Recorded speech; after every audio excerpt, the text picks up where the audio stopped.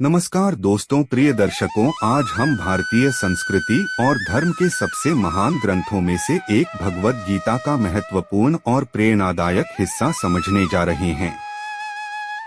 यह महान ग्रंथ केवल धार्मिक और आध्यात्मिक दृष्टिकोण से ही नहीं बल्कि एक व्यावहारिक जीवन जीने की कला के रूप में भी देखा जाता है। भगवद गीता का संवाद महाभारत के महान युद्ध के दौरान अर्जुन और भगवान श्री कृष्ण के बीच हुआ था। यह संवाद हमें न केवल युद्ध की परिस्थितियों में बल्कि जीवन के हर पहलू में मार्गदर्शन प्रदान करता है। भगवद गीता का सार यह है कि हमें अपने कर्मों को निष्ठापूर्वक करना चाहिए, अपने कर्तव्यों का पालन करना चाहिए और जीवन के परिणामों के प्रति निष्पक्ष रहना चाहिए। गीता हमें बताती है कि हमारा जीवन केवल कर्म करने के लिए है और कर्म का फल भगवान पर छोड़ देना चाहिए। इससे हम जीवन में आने वाली समस्याओं और कठिनाइयों से निपट सकते हैं। भगवद गीता में 18 अध्याय और 700 श्लोक हैं जो विभिन्न प्रकार के विषयों, दर्शन और जीवन के सिद्धांतों को समझाते हैं।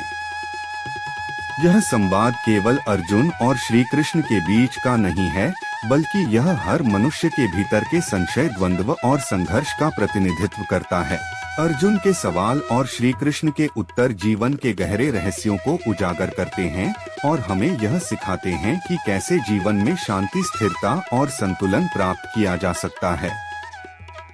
आज के इस विशेष संवाद में हम भगवद गीता के कुछ महत्वपूर्ण पहलुओं को समझेंगे और जानेंगे कि अर्जुन की मानसिक स्थिति क्या थी, श्री कृष्ण ने उन्हें क्या शिक्षा दी और कैसे गीता का यह संदेश आज भी प्रासंगिक है।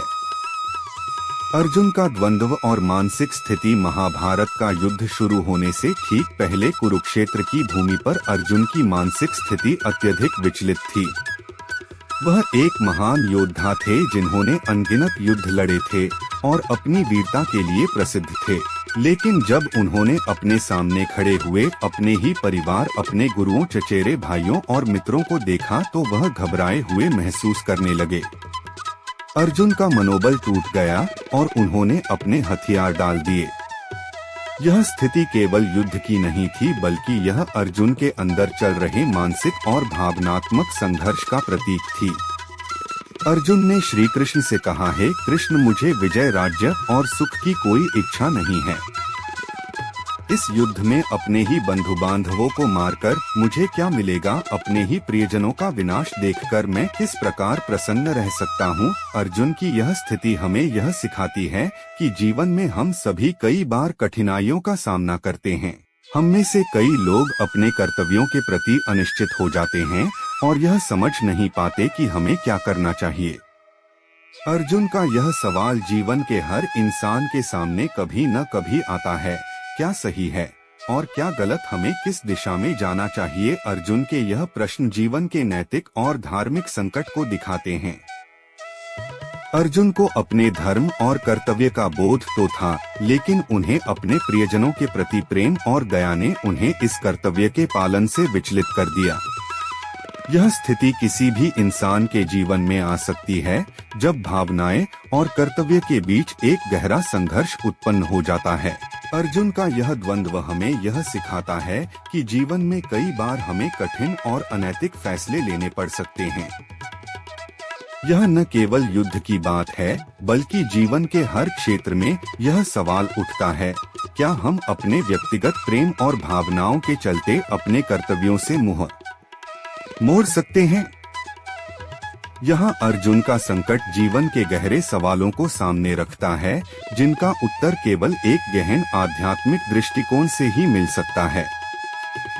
इसलिए भगवान श्री कृष्ण ने अर्जुन को गीता का महान संदेश दिया जो आज भी हर किसी के लिए प्रेरणा का स्रोत है। श्री कृष्ण की शिक्षा, आत्मा का अमरत्व और जीवन का सत्य। जब अर्जुन ने अपने हथियार डाल दिए और युद्ध से पीछे हटने का विचार किया तब भगवान श्री कृष्ण ने उन्हें एक गहरी शिक्षा दी जिसे हम भगवद गीता के रूप में जानते हैं। श्री कृष्ण ने सबसे पहले अर्जुन को आत्मा के अमरत्व का बोध कराया। उन्होंने अर्जुन से कहा, हे अर्जुन, यह आत्मा न तो कभी मरती है न जन्म लेती है, यह अविनाशी है। इसे कोई शस्त्र काट नहीं सकता, आग इसे जला नहीं सकती, जल इसे गला नहीं सकता और वायु इसे सुखा नहीं सकती। यह शिक्षा हमें यह समझाती है कि आत्मा अमर है और यह शरीर केवल एक माध्यम है। हम अपने शरीर को लेकर इतने अधिक जुड़ जाते हैं कि हमें यह भूल जाता है कि आत्मा ही असली सत्य है। श्री कृष्ण ने अर्जुन को यह सिखाया कि युद्ध में शरीर का नाश तो अवश्य होगा, लेकिन आत्मा का नाश कभी नहीं होता। यह शिक्षा आज के युग में भी उतनी ही प्रासंगिक है जितनी उस समय थी। हम में से कई लोग अपने भौतिक शरीर और उसकी इच्छाओं में इतने उलझ जाते हैं कि हम आत्मा के सत्य को भूल जाते हैं।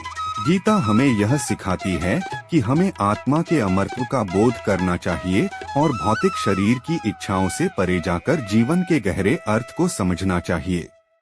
श्री कृष्ण ने अर्जुन से कहा, जन्म लेने वाले की मृत्यु निश्चित है और मृत्यु होने वाले का पुनः जन्म निश्चित है। इसलिए जो अनिवार्य है उसके लिए शोक नहीं करना चाहिए। इस बात का अर्थ यह है कि जीवन में जो कुछ भी होता है वह केवल एक प्रक्रिया का हिस्सा है। जन्म और मृत्यु जीवन के चक्र का एक अभिन्न अंग है। हमें इसे समझकर जीवन जीना चाहिए और अपने कर्तव्यों का पालन करना चाहिए बिना किसी भय या शोक के। श्री कृष्ण की यह शिक्षा हमें यह बताती है कि हमें अपने जीवन में आत्मा के अमरत्व का बोध रखना चाहिए और अपने कर्मों को निष्काम भाव से करना चाहिए। जब हम यह समझ लेते हैं कि आत्मा अमर है तो जीवन में आने वाले हर तरह के संकट, दुर्भग और परेशानियां हमें प्रभावित नहीं कर सकती। हे अर्जुन, सभी जीव जन्म से पहले अप्रकट थे और मरने के बाद भी अप्रकट हो जाते हैं। केवल जीवन के बीच में ही वे प्रकट होते हैं। इस स्थिति में फिर शोक करने की क्या आवश्यकता है?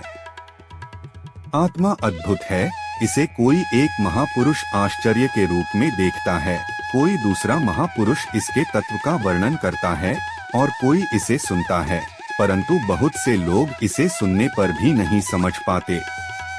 हे अर्जुन, आत्मा अमर है, यह किसी भी शरीर में मारी नहीं जा सकती। इसलिए सभी प्राणियों के लिए शोक करने योग्य कुछ नहीं है। और यदि तुम अपने धर्म, कर्तव्य की ओर देखते हो तो भी तुम्हें डरने की आवश्यकता नहीं है। एक क्षत्रिय के लिए धर्मयुक्त युद्ध से बड़ा कोई कर्तव्य नहीं है। हे अर्जुन, केवल भाग्यशाली क्षत्रिय ही धर्मयुक्त युद्ध को प्राप्त करते हैं, जो उनके लिए स्वर्ग के द्वार के समान होता है। परंतु यदि तुम इस धर्मयुक्त युद्ध को नहीं करोगे तो तुम अपने धर्म और कीर्ति को खोकर पाप के भागी बनोगे। लोग तुम्हारी अपकीर्ति करेंगे, जो सम्मानित व्यक्ति के लिए मृत्यु से भी अधिक दुखद है। जो लोग तुम्हें पहले सम्मान देते थे, वे अब तुम्हें डर के कारण युद्ध से भागा हुआ समझेंगे। तुम्हारे दुश्मन तुम्हारी आलोचना करेंगे और तुम्हें अपमानित करने के लिए कठोर वचन कहेंगे। इससे बड़ा दुख और क्या हो सकता है? इस युद्ध में या तो तुम मारे जाकर स्वर्ग प्राप्त करोगे या जीतकर पृथ्वी का राज्य भोगोगे। इसलिए हे अर्जुन, तुम्हें युद्ध के लिए तैयार हो जाना चाहिए। सुख दुख, लाभ हानि और विजय पराजय में समान भाव रखते हुए युद्ध करना चाहिए। इस प्रकार युद्ध करने से तुम पाप के भागी नहीं बनोगे। हे अर्जुन, यह बुद्धि ज्ञान योग में कही गई थी, अब इसे कर्मयोग के संदर्भ में सुनो। कर्मयोग में थोड़ा भी प्रयास करने से जीवन मरण के महान भय से बचा जा सकता है। इस योग में स्थिर बुद्धि एक ही होती है, जबकि अस्थिर विचारों वाले लोग अनेक प्रकार के विचारों में बंटे होते हैं। वेदों के वाक्य भोग और ऐश्वर्य के गुणों की व्याख्या करते हैं, परंतु जो परमात्मा को जानने वाले होते हैं वे इन भोगों में आसक्त नहीं होते। तुम्हारा कर्म करने में अधिकार है, परंतु फल पर नहीं। इसलिए फल की चिंता किए बिना कर्म करो और कर्म न करने में भी आसक्ति मत रखो। संबुद्धि समता से कर्म करना ही योग है। इस संबुद्धि से युक्त व्यक्ति पुण्य और पाप दोनों को त्याग कर जन्म मृत्यु के बंधन से मुक्त हो जाता है। जब तुम्हारी बुद्धि भटकाव से पार हो जाएगी और परमात्मा में स्थिर हो जाएगी, तब तुम सच्चे योग को प्राप्त करोगे। भगवद गीता का यह महत्वपूर्ण संदेश हमें यह सिखाता है कि जीवन का असली सत्य आत्मा है, जो कभी नष्ट नहीं होती। शरीर का नाश तो अवश्य होता है, लेकिन आत्मा अमर रहती है। हमें इस सत्य को समझकर अपने जीवन में शांति और संतुलन बनाए रखना चाहिए और गीता के ज्ञान का लाभ उठाना चाहिए और इसे अपने जीवन में अपनाना चाहिए। यदि आपको यह वीडियो पसंद आया हो तो कृपया लाइक, शेयर और सब्सक्राइब जरूर करें। अपने विचार और सुझाव कमेंट बॉक्स में साझा करें। धन्यवाद और जय श्री कृष्ण।